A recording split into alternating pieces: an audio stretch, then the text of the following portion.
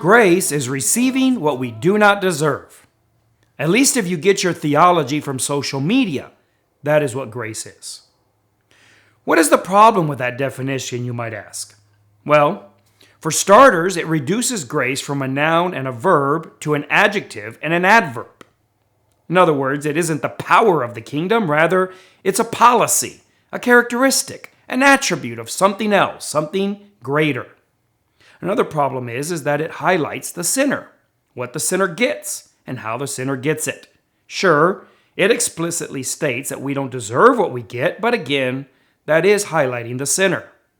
A third problem is that this homespun theology limits grace to only the moments and instances when we receive something we do not deserve, presumably something good that we do not deserve.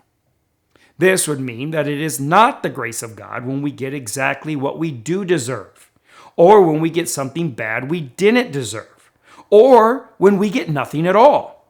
It might seem like a pedantic distinction. However, as anyone who has prayed regularly knows, it is often that we do not receive what we ask for. Is that grace? The typical experience of the praying Christian is receiving nothing, at least as far as he can perceive. So is that grace? Is God saying no grace? Your reluctant answer is probably, yes, that's grace. And I agree. But then, grace is so much more than that dumbed down meme theology, isn't it? So what is grace? I have found grace to be difficult to define. The nearest I have been able to get to an answer that makes sense to me is grace is the administration of God effectuating His glory according to His purpose, power, and prerogative. I know, it doesn't have the same ring to it like the Fisher-Price definition, and it certainly isn't going to win any Hallmark card awards. But if we care about the actual meaning and consequence of doctrine, we must set aside the temptation for cute slogans and be careful and thoughtful. Grace is the central tenet, not only of Christianity and of the New Testament, but of the Old Testament, of history, and all eternity. It is the first cause and primary reason and ultimate goal for everything. In a sense, it is the spiritual theory of everything. Why does God not forsake the Jewish people, even though they have utterly annulled their covenant relationship with Him long ago, and He is under no obligation to fulfill any of their promises? Grace. Why does God not eradicate sinners off the face of the earth, even though creation groans underneath them and the saints in heaven above plead for their immediate condemnation? Grace. Why does God not revoke your salvation and cast you into hellfire? Grace. Why did God graft in the Gentiles? Grace. And why did God cut off the Jews? Grace.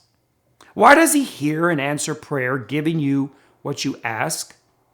Grace.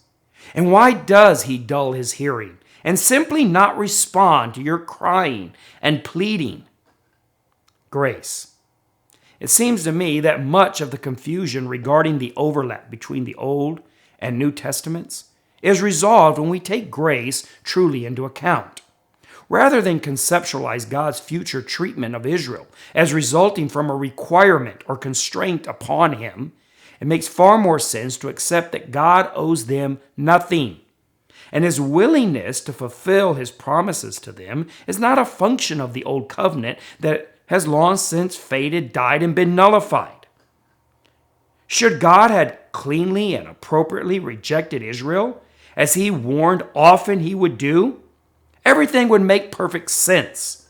There would be no difficulty reconciling the church and Israel, the law and the gospel. But just when everything seemed so perfect, God turned over the table and made a complete mess of our prophetic models. And what is the culprit of this disturbance?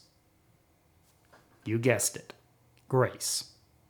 God's administration effectuates His glory. That is what grace is about. And according to what? Well, his purpose, power, and prerogative. So then, what part do we have in grace? Not very much. In fact, directly, nothing at all. If God condemned all mankind, it would not make him one bit less full of grace. Just as saving all mankind would not make him even one bit more full of grace. And why does he save some and not others? Is it because he is constrained by some debt to the some and not to the others? If so, then salvation is not of grace, according to Romans. Look at chapters 4 and 11. God does not need any excuse or reason beyond his own will for anything he does. And grace should not be seen as a pseudo-reason that incorporates us into his purpose. To put it simply, grace is God's behavior, unconstrained by any greater being, principle, or law. It is the theory of everything. So leave